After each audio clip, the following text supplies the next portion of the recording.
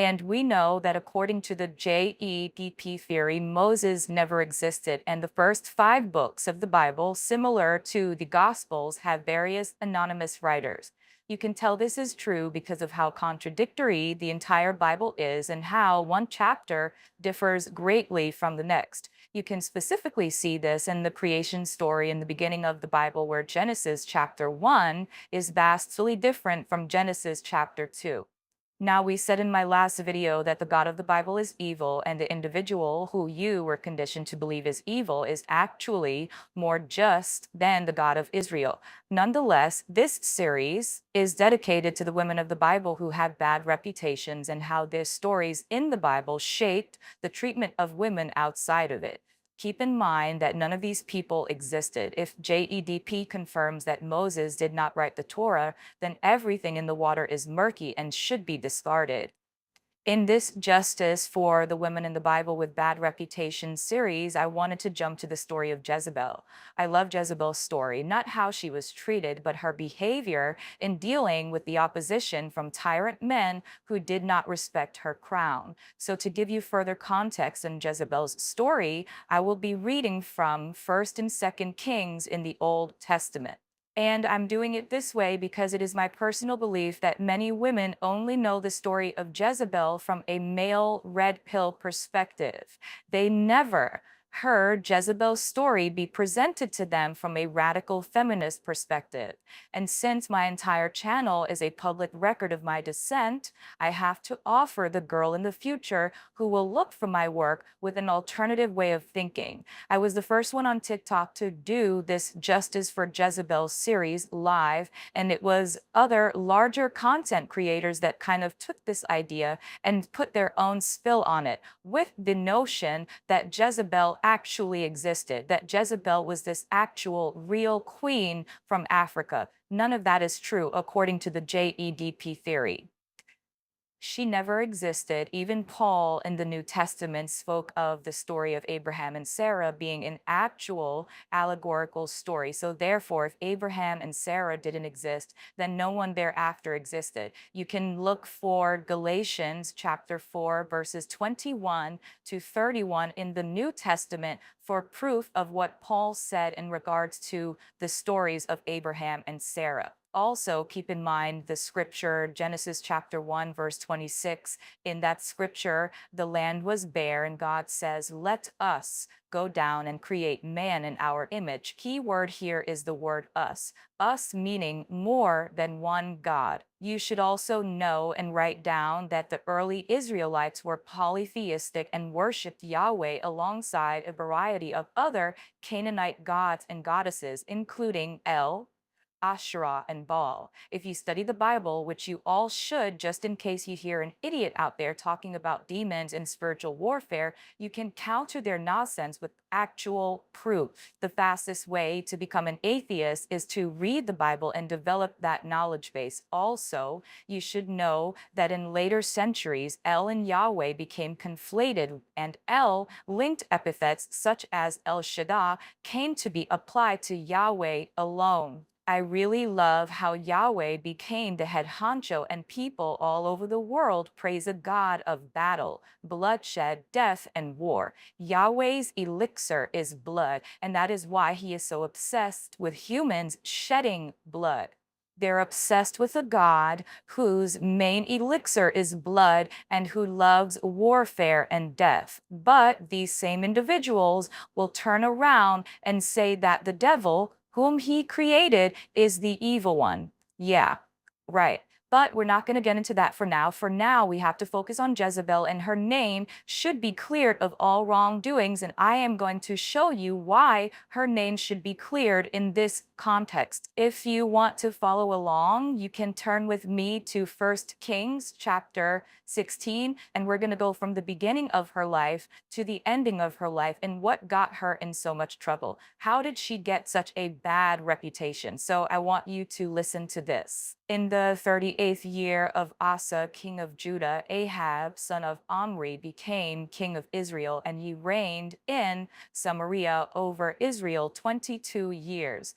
Ahab, son of Omri, did more evil in the eyes of the Lord than any of those before him.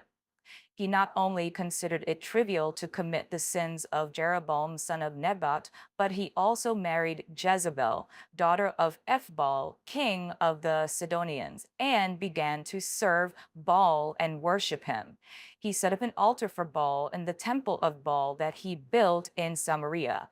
Ahab also made an Asherah pole and did more to arouse the anger of the Lord, the God of Israel, than all of the kings of Israel before him. Jezebel was not Jewish, she was a Gentile. She married an Israelite, and his name was Ahab. So to start, this was an intermarriage, and people were not pleased with this union. If an Israelite married a woman who was also not from Israel, elders believed that the man would be led astray by the evil woman who dared to believe in what she wanted to believe in.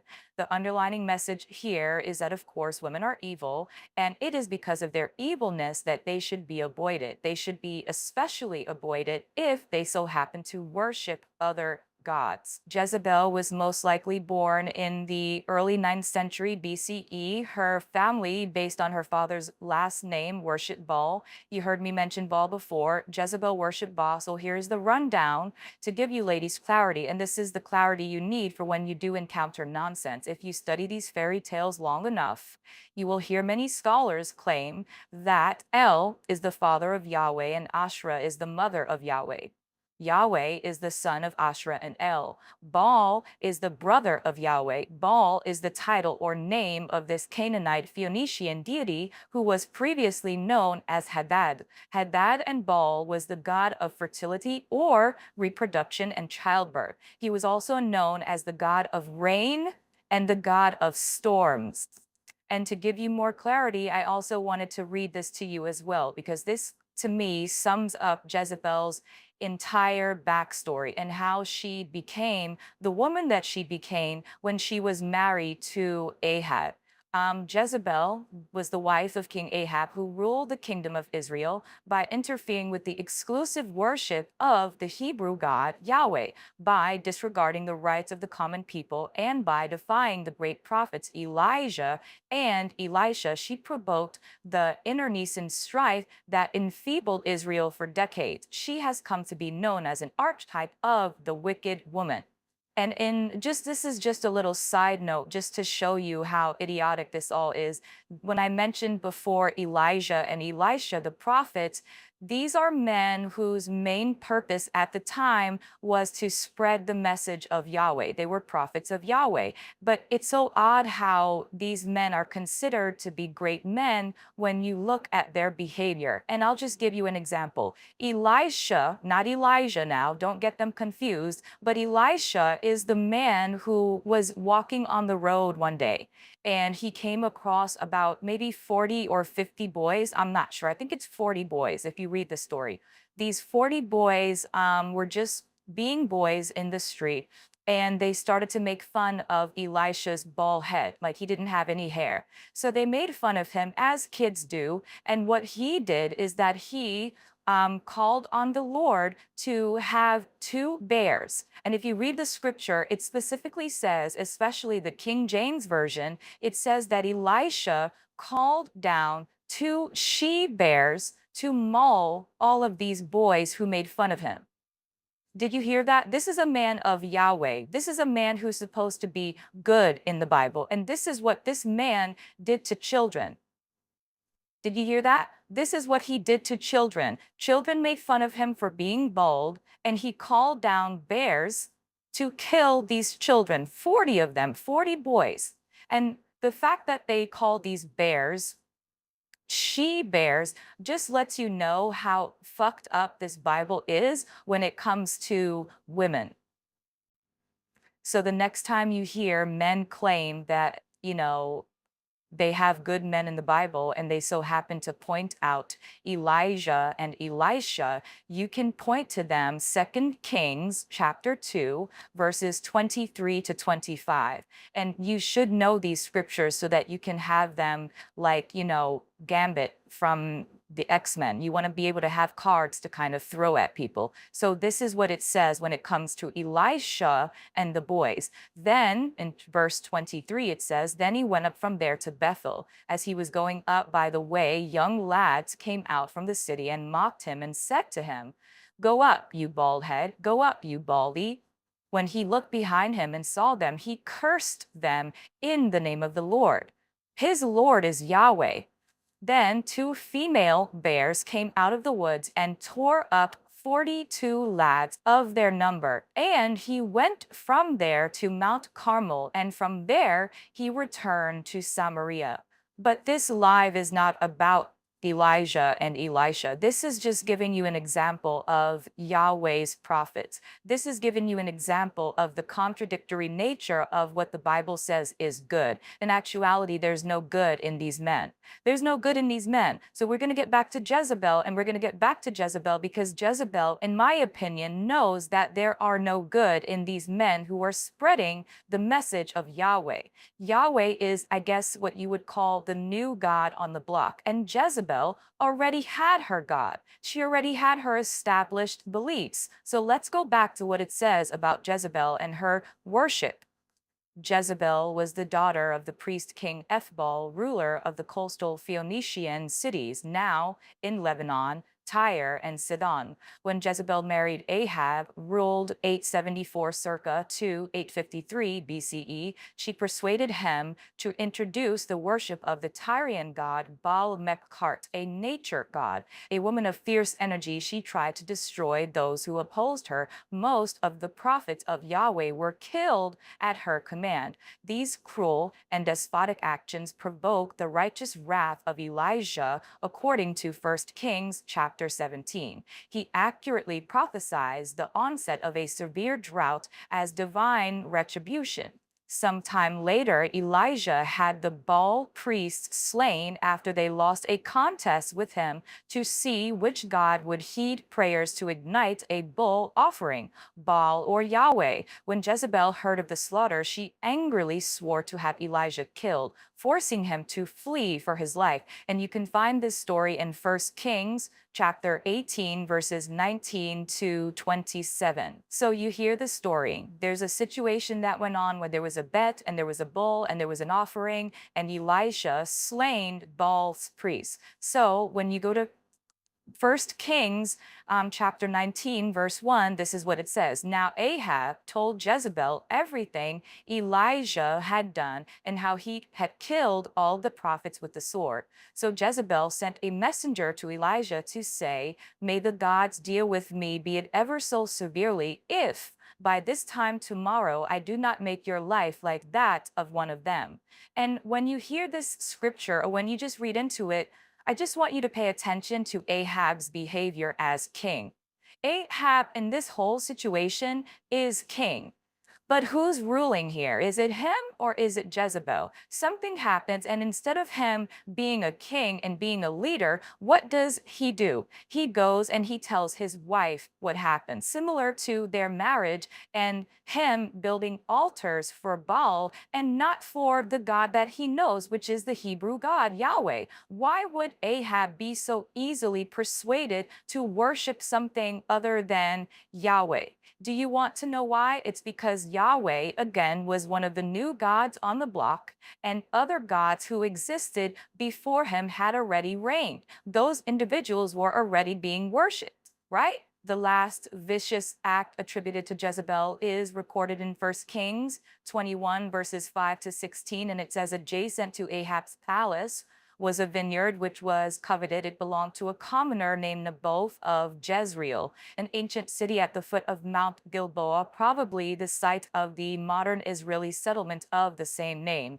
More bullshit, but let's go on and read. It says, when Naboth refused to part with his vineyard, the inheritance of my fathers, Jezebel falsely charged him with blaspheming God and the king, which led to Naboth's death by stoning. Elijah confronted Ahab in the vineyard, predicting that he and all his heirs would be destroyed and that dogs in Jezreel would devour Jezebel. A few years later, Ahab perished in battle with the Syrians. Jezebel lived on approximately another 10 years. Elijah's successor, Elisha, the prophet equally determined to end Baal worship, had a military commander named Jehu anointed to be the king of Israel. an act that provoked civil war for Jezebel's son Joram.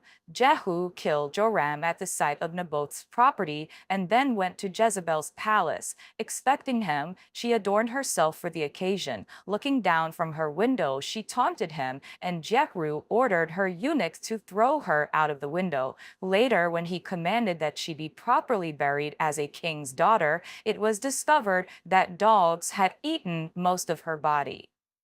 So there are many reasons as to why justice or respect should be given to Jezebel's name. One of which should be noted is that of her rise to the occasion around mediocre men. Ahab in this context reminds me of Adam in the book of Genesis, and how it was noted that in the beginning God gave Adam specific instructions on what should and should not be done. Adam, being the spineless man that he is, rolled over on Eve when confronted about the incident with God, the serpent, in the book of Genesis. There's no proof that the devil is actually the serpent that you hear about in the book of Genesis. Satan, again, is not mentioned in the Bible until a few books way after the incident with the fruit. So we can't say that the serpent is Satan. For all we know, the serpent could very well be God himself, considering that when Balaam didn't do what God wanted him to do, what did God do to the mouth of the donkey? God made the mouth of the donkey open up so that the donkey could speak to Balaam and get Balaam on the right path to do God's will. So if God can open up the mouth of a donkey, what other animals can God make speak? I would say a serpent, wouldn't you? And just going back to spineless men in the Bible, when you do read about Adam, when confronted about his actions, he immediately blames Eve. But even more than that, Adam, like Ahab, watches disaster happen in front of him and does literally nothing to intervene. These are the patterns with these lukewarm, tepid water, wishy-washy men of the Bible. Listen to this.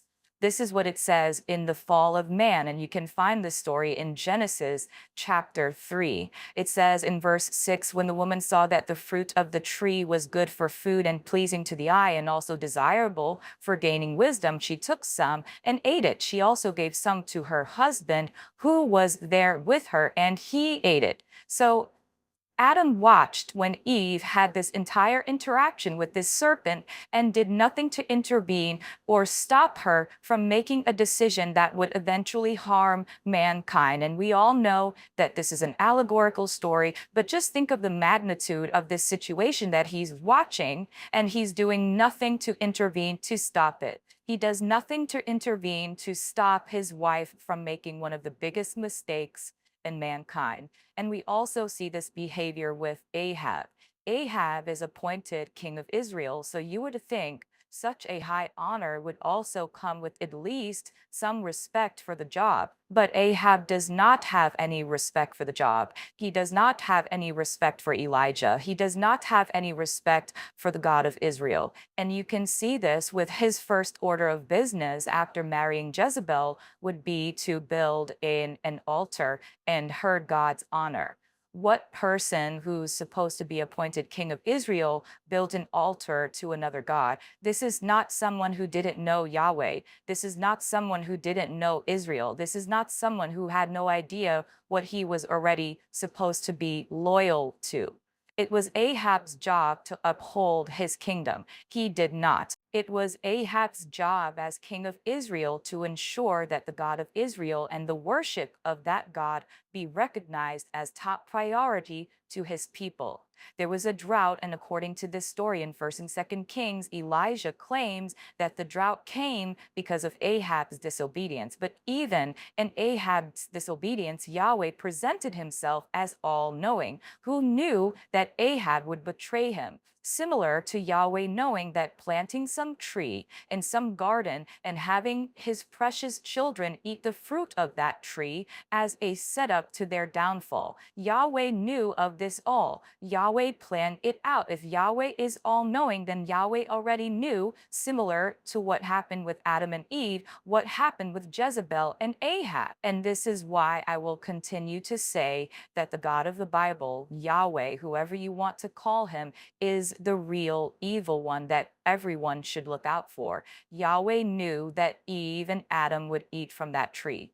He knew they would because he set it up. Now you hear the Christian yelling in the background, oh, but we have free will.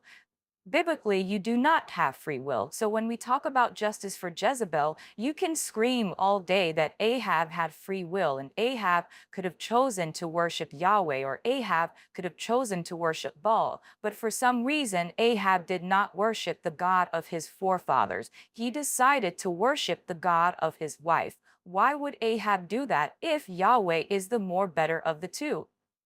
Why would he do that? So when you look at this story of the people in the Bible and this ancient grudge that these people have with Yahweh, it always seems to me that there's this push and this pull with people of the Bible, Yahweh's people, Israel, and the worship of him. They don't like him.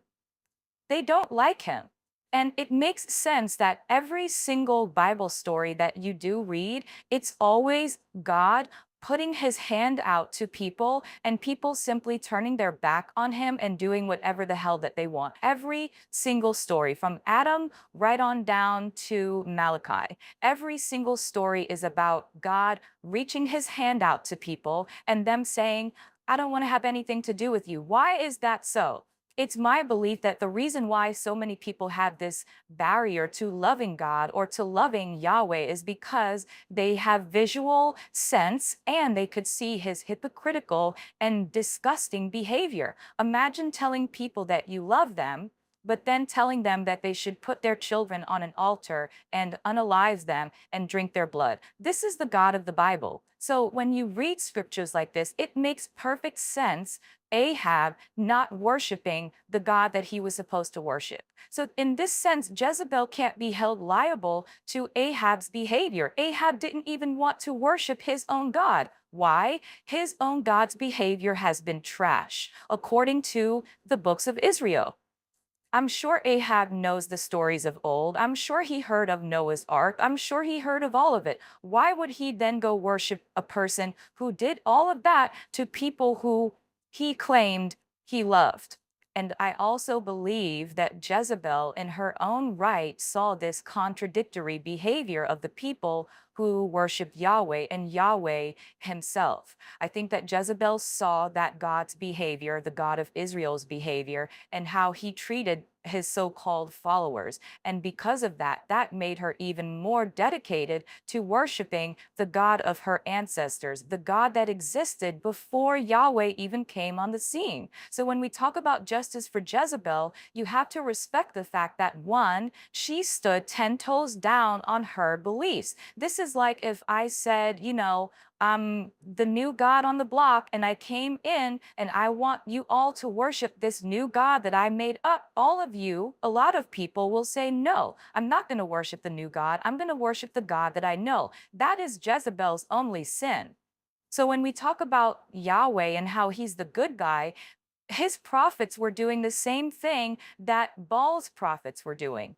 Elijah was out there harming Baal's prophets. He put Baal's prophets and Baal's priests to the sword. How is he any better than Baal and Jezebel? He's no better. Both of them are shedding blood at this point. So why is it that Jezebel is made to look like the evil one when she's doing the exact same behavior as Elijah?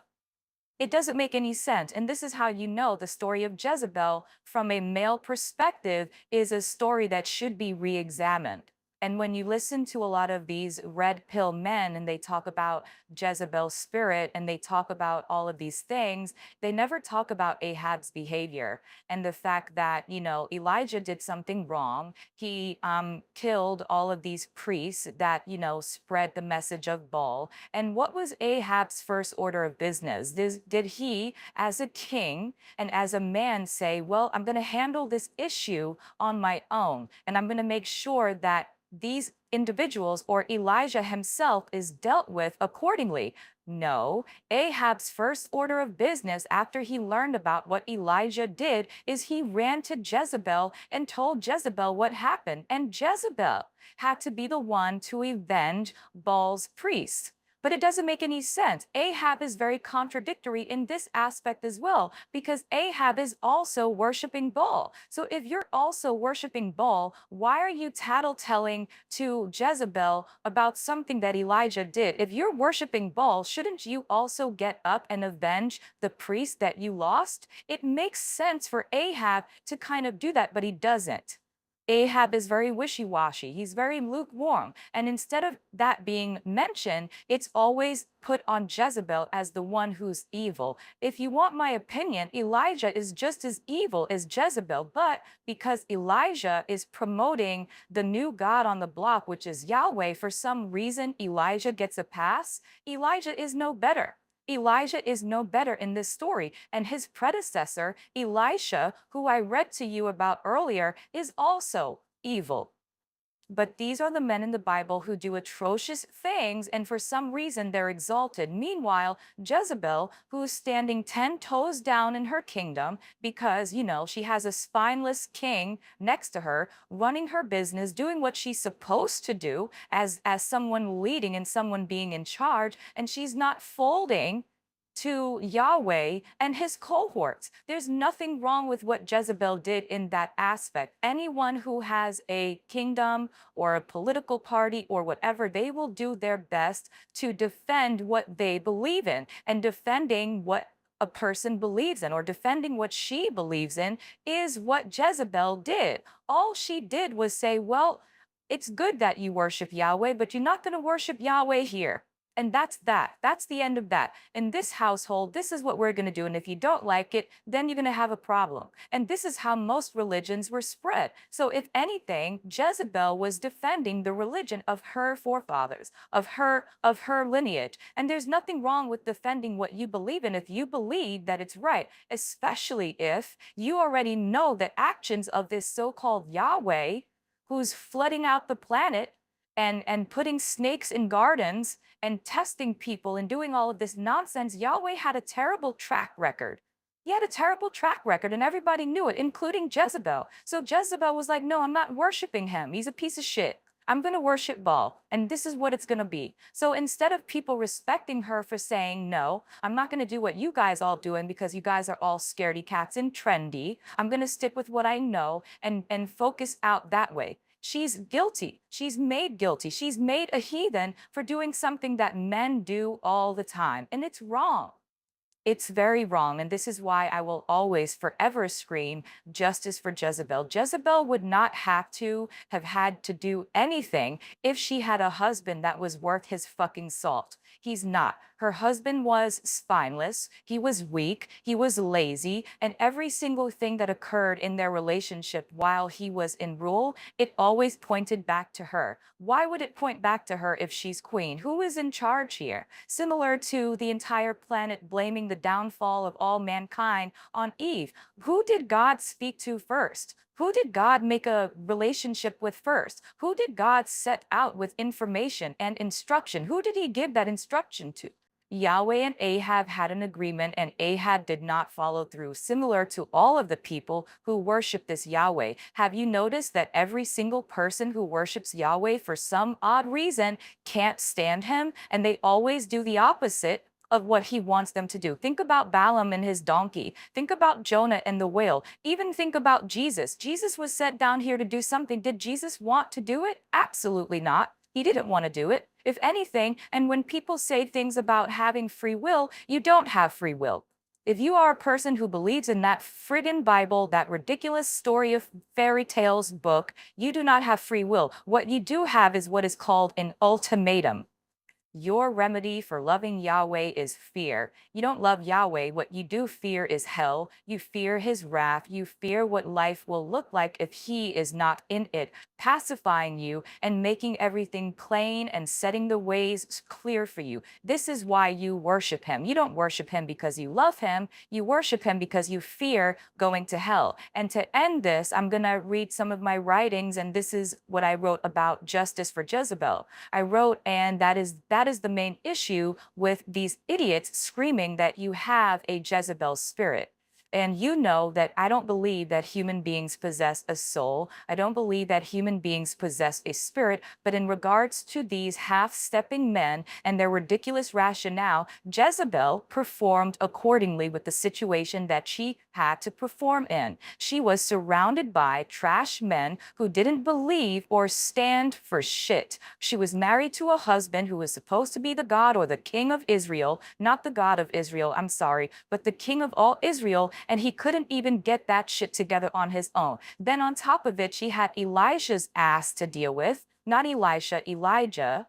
She had Elijah to deal with. She had him going after her prophets and putting her priests to the sword. She had to deal with her father's people. She had to deal with all of these things, and she was on her own and dealing with that. And I also wrote, she was around men who didn't stand for anything. And when you are a woman and you're constantly around so-called powerful men who don't stand for anything, you then have to start taking measures into your own hands so that you can survive. And she did survive. She did survive because even after Ahab died, she was still in power for another 10 years. So good for Jezebel in holding things down with no king in the house. She had no king in the house, and not to say that she outlived Elijah, but Elisha, his predecessor, had to come and then had to get rid of her. So that means that not only did she survive Elijah in his bullshit, she lived long enough to survive Elisha and his bullshit. So this is a woman who survived the odds.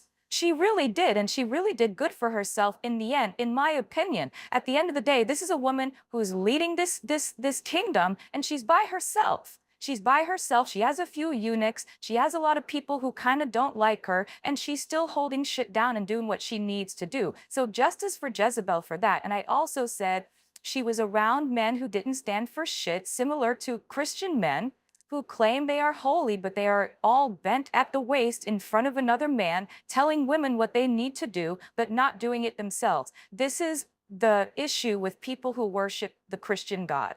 They're all contradictory, similar to Yahweh. I love you, but I'm going to flood you out, and I'm going to leave the evil problem that was here before I flooded you out still on the planet. So we talked about that before. The God of the Bible is evil, and Jezebel had to do what she had to do in order for her to survive. But let me know what you think about this justice for Jezebel. I'm going to do justice for Jezebel. I already covered. Justice for Eve is next, and that's a really good one because I'm going to talk a little about Lilith, who I love.